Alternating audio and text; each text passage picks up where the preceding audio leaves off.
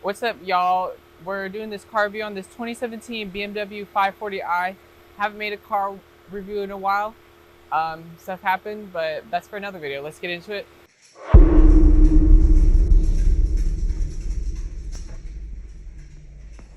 Now, I want to know, is this a good car to pick up on the used market? Because you can get these around in like the $20,000 range, and let's be real, so many people love getting those used luxury cars, especially the German ones. And a lot of people say, oh, you shouldn't get a used German car out of warranty, which this one, I assume it's out of warranty because it's what, 7 years old? But let's see what I think about it. Now, this is a 540i, so it has what, the B58 engine, the BMW 3-liter engine, and it has a ZF 8-speed automatic.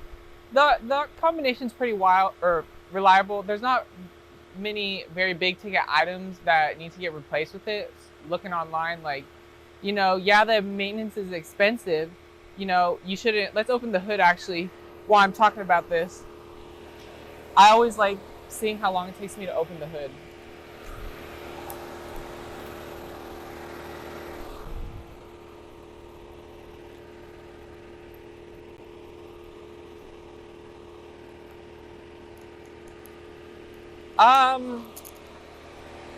Maybe I should.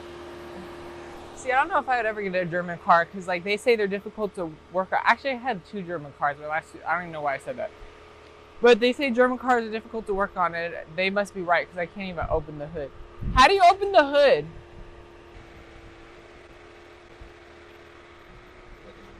I was wondering.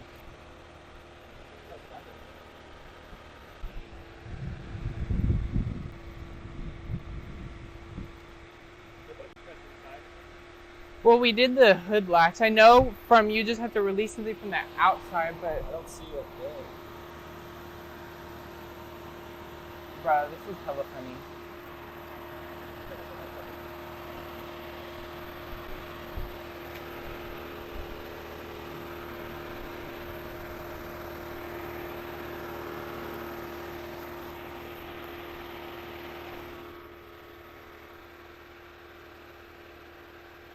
Watch, it's gonna be something so. Okay, so I guess it wasn't opened all the way. I thought it was because it was popped up a little bit. I don't even get that, but oh, you don't even have to do a button with that. You know what? I'm not mad at it. Now look, you got 2 turbos. I forgot that. This is all stock, no airbox or anything. You got maintaining a BMW, especially a 5 Series. You got to have like a lot of money saved. It's not like a Toyota where you could just let the maintenance not do anything. But some people, I was reading online, like some years you might not even spend that much money on maintenance, but then some years you might spend like $2,000 on preventive maintenance. Like, this is one of those cars where I would say you probably want to have at least $3,000 or $4,000 on hand at all times for like maintenance, just in case like you need like tires or something like that.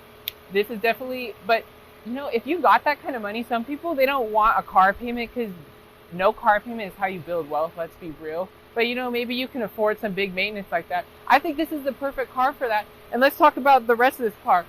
When this car first came out, I didn't like the design as much. I mean, I didn't think it was bad, but is this closed all the way?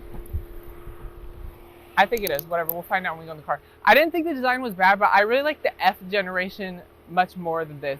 But now, as this car has aged compared to what's the new generation, the G series generation, honestly, I think this design looks really good. And you get this black package that has these active aero grills with normally they're chrome, but they're black with the black package also, obviously. And you get the M Sport package, which has this like more sporty bumper, these LED fog lights, which I should have turned on, but whatever, I didn't. And then this is like a functional little air curtain right there. You get parking sensors. Obviously, this is a 5 Series. Honestly, if this didn't have parking sensors, I'd be talking mad SHT about it because I'm like, it's a 5 Series. This isn't like a more economy car. You get these LED headlights. I'm pretty sure these swivel at night. Haven't driven at night. We're just doing a full review. I don't know why they wouldn't. They look really nice. Standard, you would have got bi-xenon headlights, which I think the bi-xenons look fine too. You get LED turn signals. I should turn the headlights on, but it's whatever. These are the turn signals. Now let's go to the side. Now looking at the side, honestly, these are the optional wheels with the M Sport package. I think they look really good. I would have liked the 5-spoke wheel more because honestly I'm a 5-spoke wheel person, but like there's nothing wrong with these. You get this little thing right here, which I don't know why I don't like this, but you know, like makes the car look a little bit more sporty, I guess. Power folding mirrors, when you lock it, you like press that button and it locks. I like the power folding mirrors. Who doesn't like power folding mirrors? Looking at the rest of the design of this vehicle, I'm not a big fan of the color just because I think gray is boring, even though I drive a gray car, but like, y'all know me, I like cool colors. That's why I'm wearing this like bright yellow shirt with some like bright red shoes. I like the body lines of this vehicle. I think this design has aged really well. Looking at the back, I really like the back design. This is the pre-facelift, so I think they added a facelift in what, 2019, 2020? Some year around there. I like the facelift taillights more. Remember, I think everybody online, they say the facelift taillights look really good. I think in Europe you get orange turn signals. I really like the LED turn signals, how it's a separate part and not just like the taillight part. I hate when cars do that, when they make the LED turn signals just like the taillight, like Chevy always does that. That's so lazy. The rest, this is how you could tell you got the 540i, if they have these kind of like rectangle-ish exhausts. Yep.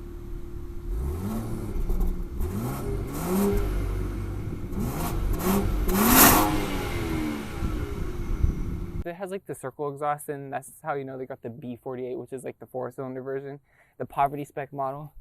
I'm just kidding. Like, bro, you drive Mazda. How are you gonna say BMW is a poverty spec model? Opening this up, a power trunk on a sedan, that's really nice. I love power trunk sedan. I would go in the trunk, but I'm like, this isn't my car, so I'm like, I don't want to like be in somebody's trunk because you never know, they might not be happy with that. I really like how if you press this lock button when you close it, it locks the car. It didn't close probably because the door's open, so it's not going to lock it. But this is an option. It didn't come free on the car, so you had to pay to get the power trunk. I love power trunk.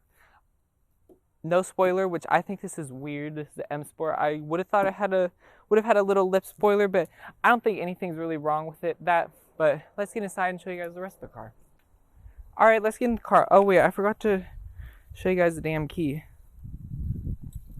I really like the BMW key. This feels nice. It feels high quality. This feels like real metal buttons. Press the BMW logo to lock it. Oh, doesn't make a noise when it's already locked. Unlock it, press this. One of my favorite things about BMWs is literally the lock and unlock noise. I don't even know why. I like these door handles, and this door pull or this door handle feels like expensive. And this door feels kind of heavy, which I like. Excuse me, I just burped. Alright, let's get in the car and shut the door. You pull this. I like how this has a leather pull right here. Here's something I already don't like about this. Now you get these 16-way adjustment seats, but look at how much this is like, the glue is coming off. And then look at this right here. You know, this is I think some leatherette with some stitching, but what's the deal with that? Why did that melt? I do really like the 16-way adjustment seats though. Let's see what buttons it has. So this button moves the cushion, which is really nice. This button does, I think, the bolsters. This is the 4-way power lumbar, which that's really nice. And then this, I think, is more lumbar. I've always wondered what all these buttons do. This looks like a little bit ripped right here. I'm not really a fan of that. You get the M Sport door. So this is one thing I feel like BMWs, the glue doesn't age that well. Because like, why is this all like coming off? Then the leather quality. You know, I really like these seats. They look really nice. But like, this leather quality literally feels like similar quality to my dad's Ford Expedition. I'm not even kidding. This one feels like Ford leather. I know I'm going to get hate for that. But and I'm going to get hate for this too, but my Mazda 6 has nicer leather quality, I feel like. But that's because I have Nappa leather, and I think this is just normal leather. And you could have got Nappa leather as an option in this. That's what I mean when a lot of people say it's nicer just to get a fully optioned like normal car versus like a luxury car that isn't fully optioned, because like the normal car might be a little bit nicer in a lot of ways. The window switches, obviously you get one-touch windows. Bro, if you did it in a 5 Series, that'd be insane. Nice feeling window switches. I would have liked these to be metal. I really think they should have been metal, not plastic. Over here you got the Harman Kardon sound system. What does this have? Like 14, 16 speakers? Honestly, it sounds pretty decent. It has decent bass and it gets pretty loud and it has pretty good sound quality. Personally, I probably would go for the Bang & Olufsen sound system. I'm not sure if it has more bass. I'm sure it does. But I feel like I would just prefer to have a little bit more bass. You get ambient lighting right here. I'm pretty sure you could change the colors. I'll have to check that. And then obviously this is a really nice high quality feeling window switch. Let's turn the car because it's hot. Listen to how that sounds. That B58. Now it does have a tire pressure monitoring sensor issue. I think the sensor went out or something, but the tire pressure is fine. One thing that I think is really cool with this car is I didn't realize this is a 2017 and it has that lane centering where this will basically like drive for you. Like, you know how like Hyundais have that, what is that called? The lane following assist or whatever. This has that in 2017. So obviously luxury cars come out with that feature first, but I think that's really nice. I love that feature in cars. I also really like the steering wheel. It feels really high quality and I like how thick it is. I also like how this is leather wrapped. You know what? I think the new G series BMWs, they don't even have leather wrapped wheels anymore. Like BMW's cutting costs. These paddle shifters, they shift responsively and they feel like plastic. They don't feel like the nicest paddle shifters. But I don't really have a problem with them being plastic. I would like them to be metal, but it's okay. Let's go. But can we change this menu at all? I bet you it's mode. Oh shoot. Oh my god. I didn't mean to do that. I guess you can't. I don't know how you change the freaking buttons in here, but that's interesting. This also, you get a heads-up display because it has like can y'all even see that? It's barely showing up. But you get a heads-up display with like one of the packages, like the tech package or something. It's pretty nice, and I really like when you go over the speed limit, how this speed turns red. God, why can't I freaking talk today? If you guys get annoyed of me like not being able to talk, I didn't realize these are cool lights. If I don't even talk that well, because like, sorry, I took a nap earlier and I'm kind of tired. I only got like 4 hours of sleep. That's why. Open up the sunroof. I think it's interesting you get a power sunshade on a standard sunroof. Honestly, not really a fan of that. I think that's pointless. Auto dimming rearview mirror. It's decent.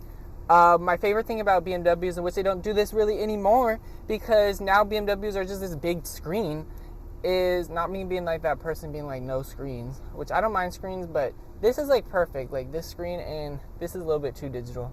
That's another thing. I like the old gauges that were all red, although these might turn red. Let's turn on the lights. Yeah, they don't even turn red. What's the deal with that? I miss the red gauges in BMW. Come on. But I like how you could do all these like presets. You could save like random thing here. Doesn't have to just be audio, and like you could just save like a random setting there. Like you could press it and let's say it goes to like climate or something. I don't know if you could do that, but that's just like a good example. And he was going to remind me, the gesture control. This has gesture control, which I think that was like a $750 or a $500 option. I don't remember, but I think this is really cool. I know it works actually all right. Like sometimes, you know what, I ain't even gonna lie, I'd be driving at night and I'll be so lazy that I wish my car had gesture control. Like people say it's a gimmick. It really is, because like honestly, would I like pay extra for it? Probably not. But if it came on the car and it was like included in the price, although that's literally what paying extra is, I'd be happy.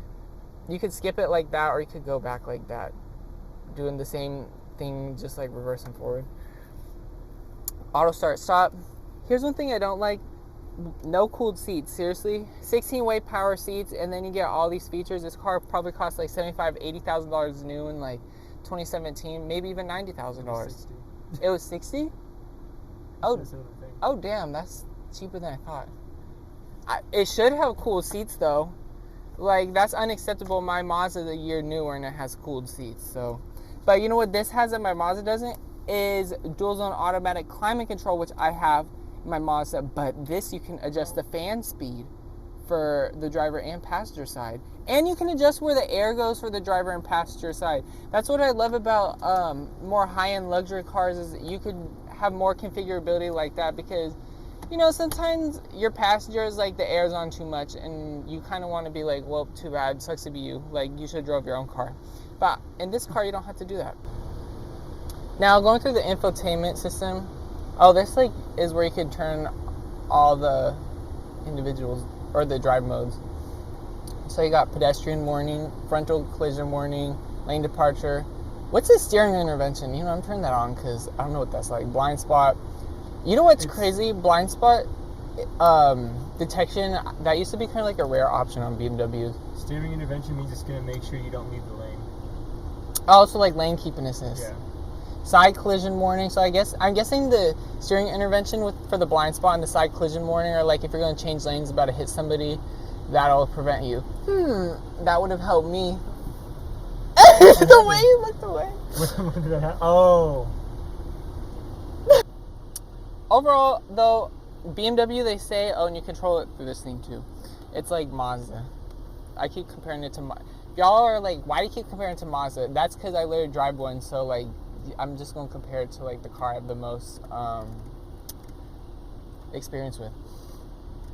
I really like this infotainment, though.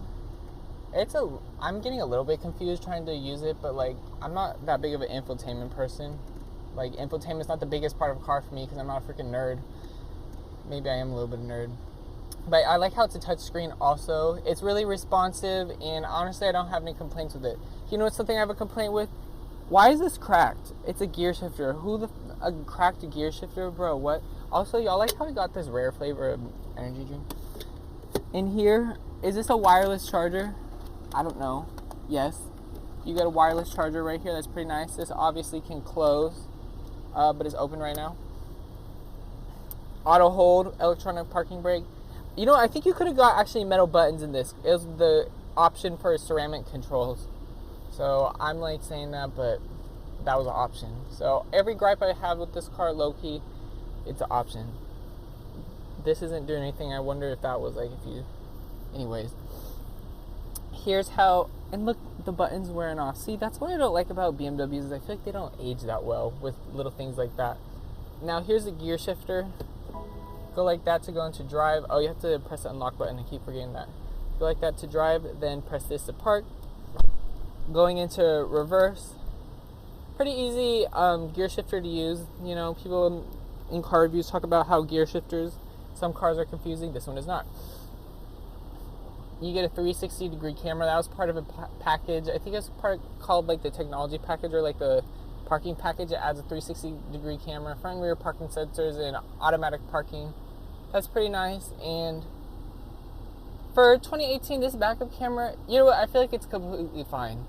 It's not that good, but it's not that bad. I mean, for a car at this price point, I feel like it could have been a little bit better, but it's literally just a backup camera. Like, who even really cares?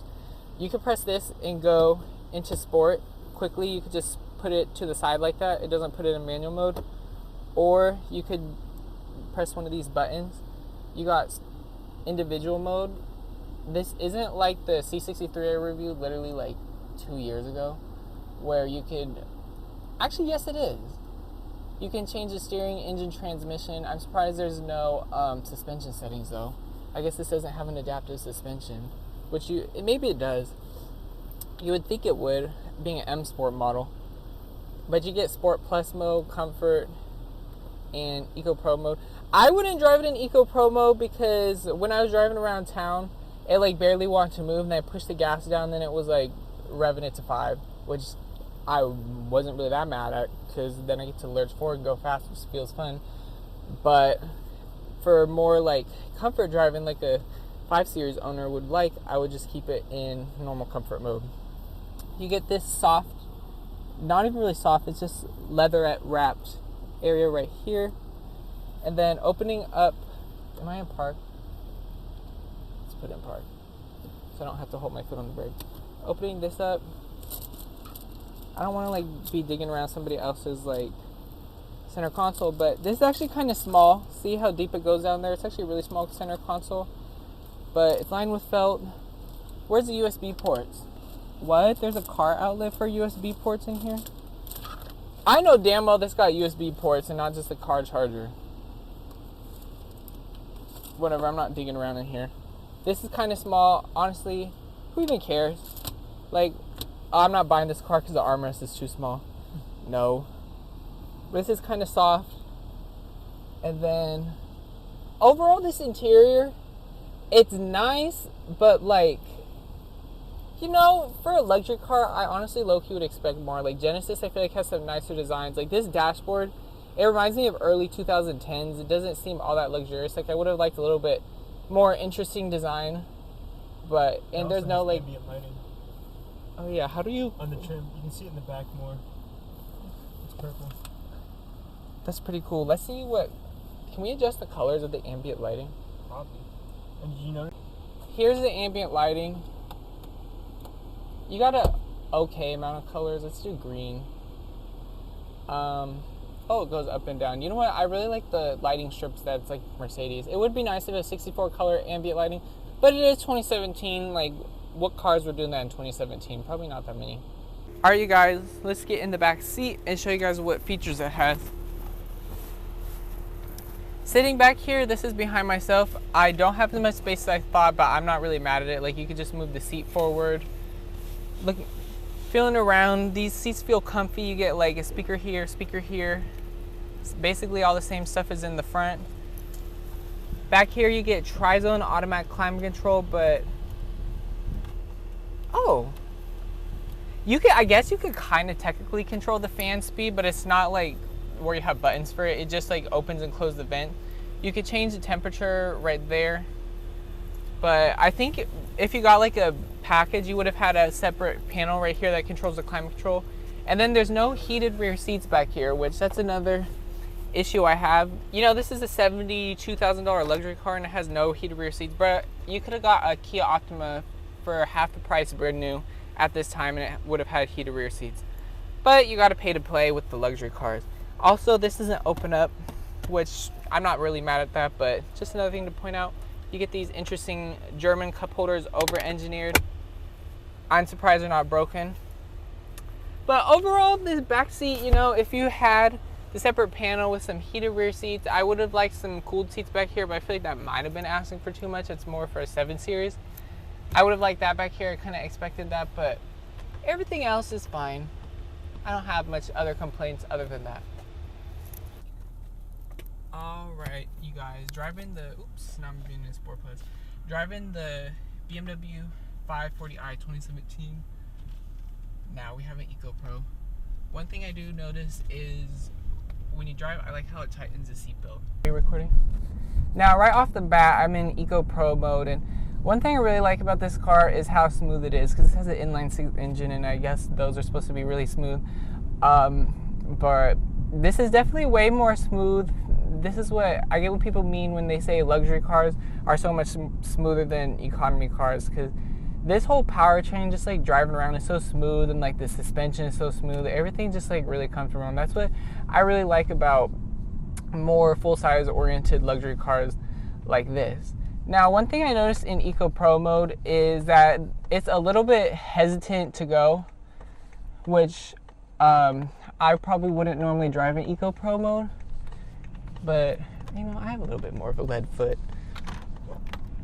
But, you know, driving around town, this is like really effortless, and you really don't have to rev it much at all to get up to the speed limit.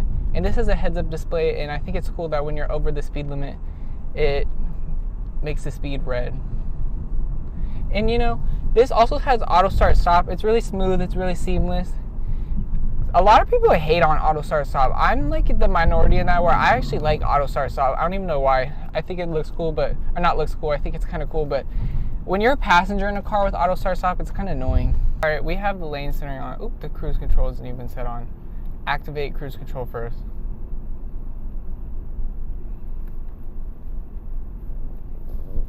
I'm literally going under the speed limit. Who cares though? This is so cool, the lane centering. I wish my car did this. Oh, it wants me to keep my hands on the wheel. Bruh, I just love that feature. That's what my next car needs to have that. I wish my car had that now, but you know, when I got it, it doesn't. I also really like how much you can adjust the seat. Yeah, it's 16-way adjustment, but like, you can, you know how you can tilt the seat up like that? You can tilt it up so much more than like most other cars I've been in. Which, it's probably because the nicer luxury car, not something like a 3 Series or a C class. That's what you get when you get a more expensive vehicle. Now we're getting to a more interesting part, so I might give it a little bit of gas because we want to get around these cars. Let's put it in normal mode. Oh, bitch in the Lincoln. Want to go in the lane I was going to go in. See, this is just effortless, smooth power. Like, I don't even think I revved it past 2, and I just, like, went by that lady. You know what's crazy is this is, like, the mid-range model, the 540i, and then you can step up to the M550i, then you can step up to the M5, then you can step up to the M5 competition. Like, there's literally 3 higher powertrain options above this, and this already feels kind of like a rocket ship almost. I'm like, that's crazy. I wonder what an M5 competition would feel like. Because, like, I feel like this is, like, a really good all-around engine. I feel like if I was to get this car, I probably wouldn't. Because right now, like, bruh, I'm a cashier. Like, y'all know damn well I don't got the maintenance friggin' bank account for this. So I wouldn't get it. But, if I did have the bank account for this, so far, like, I'm really enjoying this car. And, like, I feel like the 540i is the way to go because the B58 is more reliable than the S63, the N63, whatever it's called, the V8 one. That one is way more complex, higher maintenance costs, more on gas, and this is already quick. And this is pretty reliable, and it's better on gas. I'm like, this is what I would get. And honestly, I feel like the S58 motor sounds really good. Bro, this is literally like Mercedes. You could adjust this headrest with a button. See, I'm so lazy like that. Like, I love that. Although, you can't adjust it up and down with the button like Mercedes can. So, honestly, that's, like, horrible. No, I'm just kidding. What is that? I would never get this car because you can't adjust the headrest up and down with a button. You can only do it back and forth. If I was serious. Alright, we're about to do the 0 to 60 here. Google says the 0 to 60 is in 4.9 seconds. And this car has like 335 horsepower and I think like 317 pound-feet of torque. It's like 22 mpg in the city, 24 combined. Like it's like 29 highway. People say like BMW underrates their horsepower number. So, and I've seen a lot of people, they say like, I think the 0 to 60 is faster than Google claims. Okay, let's like get a little bit away from the turn because what if somebody came flying around the turn then they hit it? Good brakes. Okay, nobody's coming.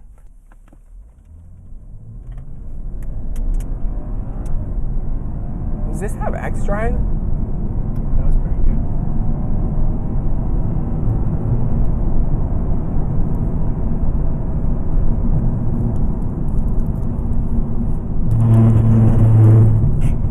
The way I zoom out with one hand.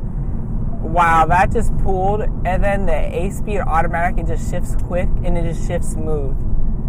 You know, I don't know if that's X-Drive or if this is the rear-wheel drive model. I should have looked on the back. I think this is the rear-wheel drive model because I didn't see the X-Drive.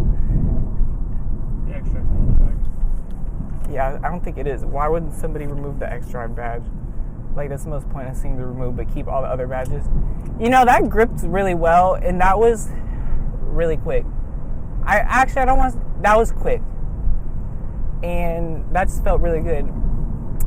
You do feel, so far on the road right now, I don't know if this is like the driver assistance, but I do feel like a little bit of the weight.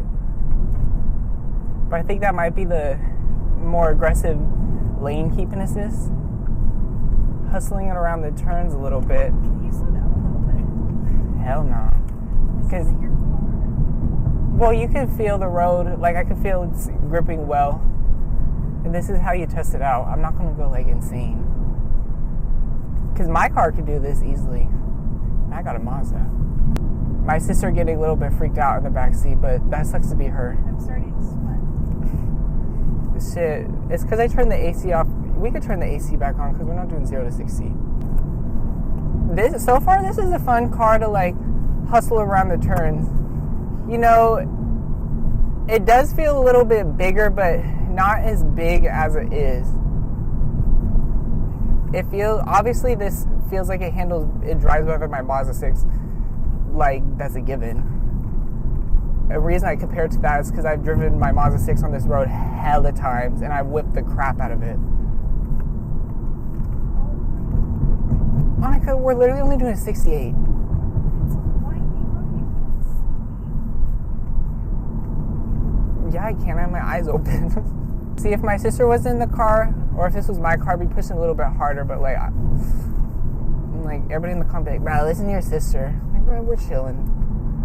We could definitely go faster on the turns, but this isn't my car. I've never driven. I mean, this is the first time I've driven it, so like, obviously I'm not going to like, be pushing it a little bit too hard. But this is literally just hustling around the turns well. Like, this definitely feels like a sports sedan. And this is why I would pick the BMW, I think, over a lot of the competition, is because it's these driving dynamics. Because I live in California. I feel like if you live in the Midwest, I'm like, you don't need the good driving dynamics as much because it's all just like a freaking straight lines and stuff. But like, in Sport Plus, this is like a really responsive powertrain. And let's take it around the turn. Yeah, that took the turn really well.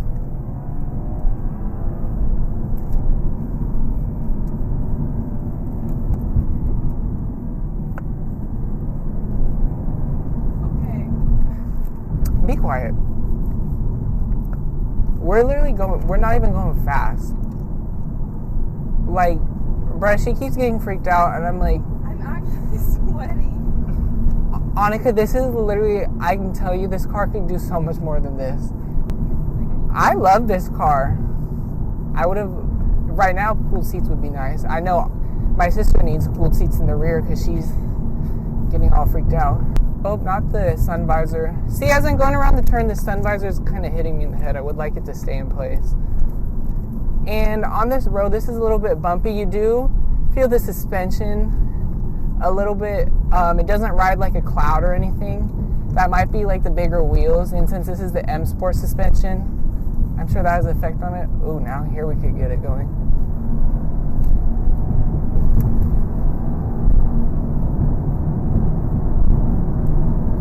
And it just pulls. See this? See, I know one day when I get my shit together, like really get my shit together, and I'm like, got all the bills paid, got that expendable income, BMW is going to be the first car I look at. I've always wanted a BMW since I was like young. And ever since I drove my friend's 335i that he like tuned and did a few modifications, I really became a fan.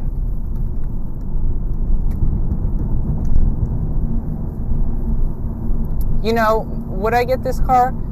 Yeah, if I had the maintenance costs. Because I feel like these are nicer than the new G series, the new generation.